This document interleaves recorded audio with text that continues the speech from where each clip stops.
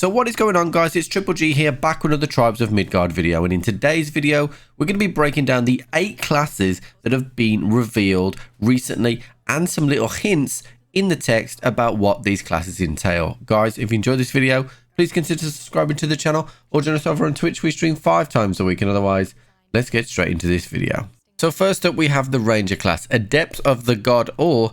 The Rangers rely on their speed and all-seeing eyes to stride amidst the shadows with deadly precision. For these daring explorers, there is no depth too dark in all of Midgard. So that is your classic ranged attack character.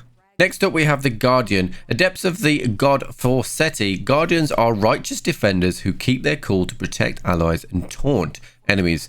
Their hardened shield and vigorous constitution can sustain an avalanche of attacks. So this class is really cool because it looks like it's going to be able to protect and taunt as well as having a ton of health.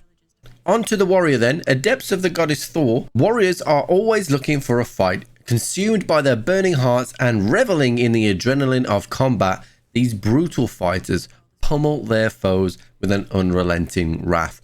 This seems to me as the attack-minded class of this. Just get up in their faces and smack falls up. Next up we have the Warden, Adepts of the Goddess Lone.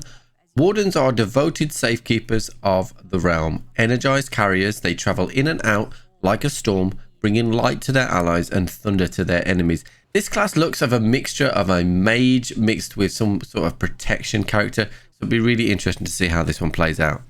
Next up we have the Hunter, Adepts of the Goddess Skull. Hunters are infamous for their ability to track and trap their prey lurking in the shadows. Cunning explorers of the wild, their souls are bound to magical totems, allowing them to cheat their fate. Really interesting there. Will we see a kind of you can't die here self-res kind of thing, as well as a stealth character? It certainly looks that way.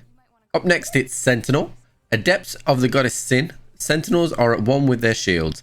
Keeping their cool in the midst of battle, they inspire allies to be on guard and use their advanced shield tactics to block, parry, and strike with stunning effect. These guys to me look like the tank class. Next up we have the Berserker, which is pretty much exactly the same carbon copy as the Warrior, which is, you know, always looking for trouble as the Berserker class, but it's just a female version of the Warrior. Finally we have the Seer, Adepts of the Goddess Lun. Seers are the devoted safekeepers of the realm. Nourishing a sacred bond with the World Tree, they control their environment like no other, empowering their allies and weakening their enemies. So there you have it, guys. Some really interesting and different classes there. There are definitely some synergies to be made. There are some classes there that are made for solo play quite clearly, and also some for team play as well. Guys, if you enjoyed this video, please consider subscribing to the channel or join us over on Twitch. We stream 5 times a week, and otherwise I'll catch you on the flip.